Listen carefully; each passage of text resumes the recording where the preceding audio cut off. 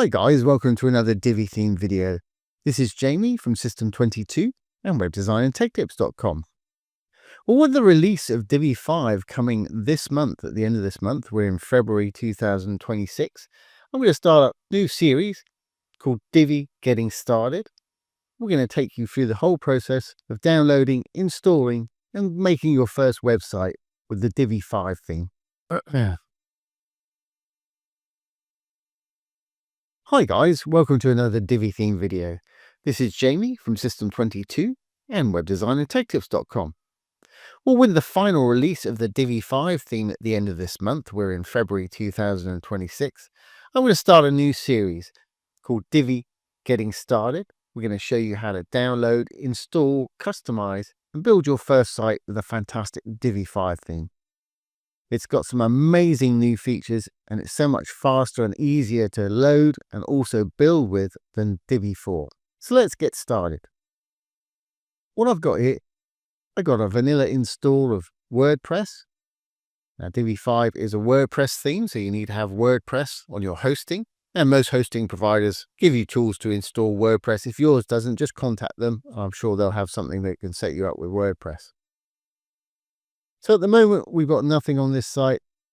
If we look at appearance and themes, we've got the 2025 theme active here and a couple of spare themes. We'll get rid of those in a moment. So let's go over to Elegant Themes. You can find a link to try out the Divi theme below this video. You can try the live version and it's got a 30-day money-back guarantee. So it's a win-win situation. I'm going to go over to Divi here. If we go down to Divi 5 here, you can read all about it if you want to. Got some little videos and some promo material about it. I'm going to go ahead and hit the download Divi 5 beta. Now I'm signed into my account. You may need to create an account if you don't have one. Now you can still download the Divi 4 theme. I'm going to go for the Divi 5. Like I say, it's in beta at the moment, but its full release is due to come out about 10 days from now. So I'm going to go ahead and download Divi 5 beta. It's going to download it to your default download location, usually your download folder. So now it's been downloaded. I'm going to go back to our WordPress site here. Down at the dashboard, we've gone to Appearance and then Themes. That's where we are at the moment. I'm going to go ahead and add a theme. I'm going to hit the button that says Upload a Theme. I've got my downloaded file right here. It's a zip file and it's important you don't unzip it. You don't need to unzip it. All I'm going to do is left click on it. I'm going to drag it over to where it says no file chosen here up beside choose file. I'm going to drop it there. As you can see, it's right there. Or you can hit the choose file and browse to your download location and do it that way. Once in there, I'm going to go ahead and install now.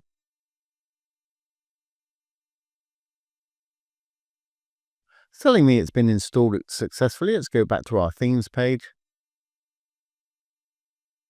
And here it is. I'm going to go ahead and activate it so it's our live theme. We now need to log in to activate the license. Now, as I mentioned earlier, when you download it from the site, you're going to have to create an account with a username and a password. This is what we need to put in right here. Once you've done that, you can log in and you're all ready to go. It's going to bring you to this screen. You've got various documentation, support, how to use AI to build quick sites, how to migrate existing Divi 4 site to Divi 5, various great info right here. Now you can reach this anytime by going down to your dashboard and down to Divi. It's right here on the dashboard, as you can see. Okay, now we've got our Divi theme installed and activated. As you can obviously see, we've got a Divi icon here with our migrator, theme options, theme builder, theme customizer, role editor, Divi library and support center here.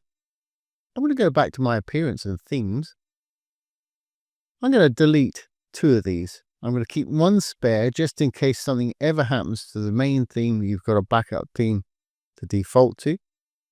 So to delete a theme, just need to left click on it, hit delete down at the bottom here. Definitely want to delete that one. Same with this one. Obviously you choose what to keep, but it's not a great idea to keep lots of unused themes on your site. Fantastic. Now we tidied up our themes. Let's go back down to Divi and have a little look around. I'm going to click on the Divi icon with overview page as we were before. If we go down to the next one, the migrator, it's not going to help us very much because we've got no other themes installed. We haven't got Divi 4, so we don't need to upgrade. But it's a great thing to know if you're working with a Divi 4 site and you want to upgrade it to Divi 5. This is where you can run checks on the Divi 4, see if everything's okay to migrate. And they've also got some great info down here about progress updates for Divi 5. We go down a little further, theme options. You're going to want to know all about theme options. If I click on this, this is where we're going to brand our site. We're in the general tab at the moment. This is where we put our logo. I'll be doing that in the next video. You can choose whether to have a fixed nav bar. That means basically it stays at the top when you scroll down the site, or uncheck that if you don't want to fix it. We got toggles for Divi gallery, grabbing the first post, blog style, sidebar layout. You can choose to have a right, left sidebar. But all these things can be customized pretty much within the builder too. If you're using WooCommerce, you can choose whether to have a right or left sidebar on your WooCommerce, or you can choose full width to have no sidebar at all. Now, on your forms, if you're using Google Recapture or something like that, you can put the API key in here, and it also pertains to using live Google Maps.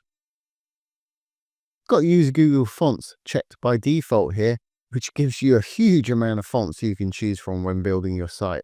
If you choose this one, it's going to load even more with the Google font subsets. We can include Google Maps scripts. If you want to, you can show the Facebook, X, Instagram icons here. You put your profile down here in these boxes. But again, you can customize all of this and pretty much show any social media icon that you want to.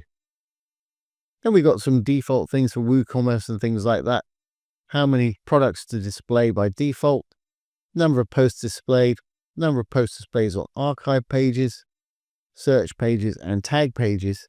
And again, with the builder, you can pretty much customize this to anything you want, and we'll be going through that in later videos. Date format that it's using is month, day and year there. That's absolutely standard. That's going to work for me, but you can change it if you need to. You can use excerpts from pages and posts, as long as you've actually defined them, put them in there. Back to the top button, that's one of my favorites. If we check this one, we'll have a little arrow when they scroll down the site, so they can just click on it, scroll back to the top of the site. We can enable smooth scrolling here, disable translations here, and we can enable responsive images right here. You want your images to be responsive, that's why that's checked by default. Just below that, we've got a custom CSS panel where you can further customize your site.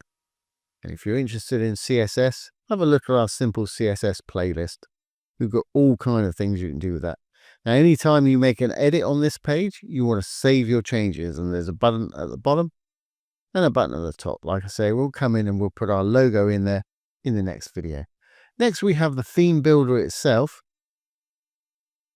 This is where we can add a global header. A global header is going to appear on every single page, but you can also add a new template and make custom headers, global bodies, post content bodies, and add global and custom footers for individual pages. Global would be all pages again.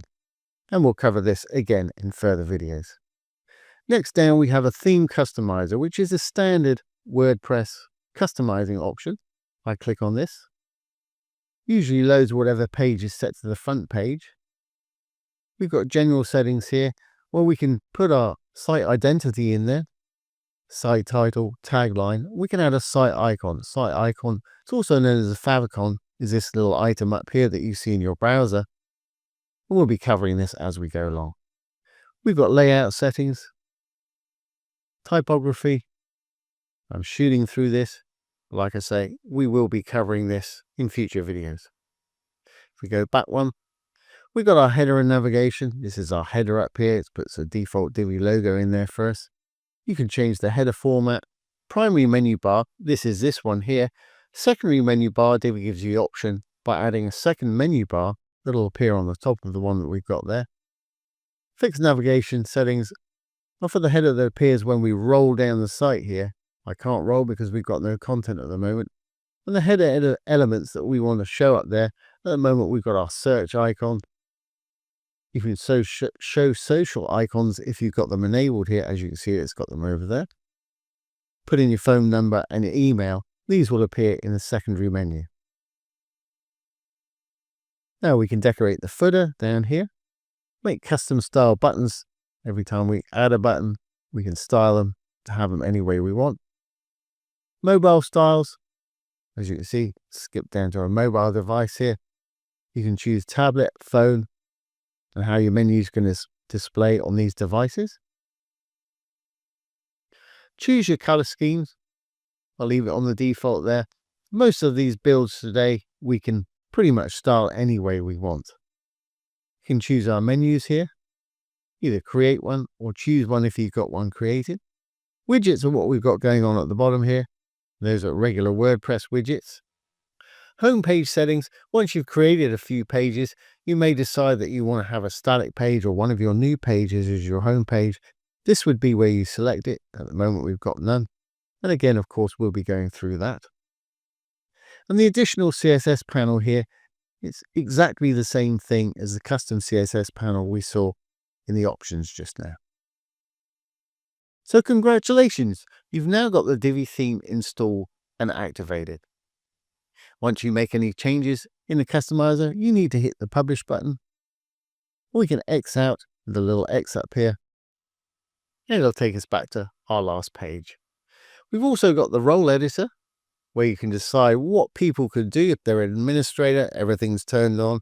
They're just an editor, you can turn things off because you don't want them to mess with too much. If they're just a writer, again, you can turn various things off and just allow them to write. And a contributor, exactly the same. Choose what you want them to be able to do. Really important if you're letting third parties into your site here. Next down, we've got the Divi library. There's nothing in it at the moment. When you create modules, rows, sections that you might want to reuse on your site or other sites that have got Divi 5 on them, you can save them to your library for quick reuse, and it's a really handy resource. And down at the bottom, we've got the support center.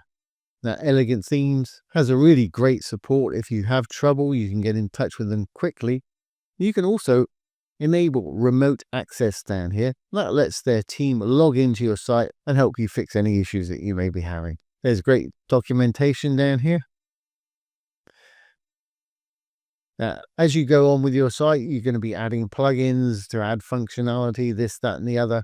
If you've got a lot of third-party plugins, or even with a WordPress update, things can occasionally break. If that happens, you can enter safe mode down here, and that will disable all of your plugins. The only plugin I've got on my site at the moment is WP Vivid, which is a backup plugin, and I'll show you that later on. It really is an essential. I have this one on all my sites. It'll keep your site backed up so that if there is a problem, you can either download it and reinstall or just reinstall it from the backup, and it's absolutely free.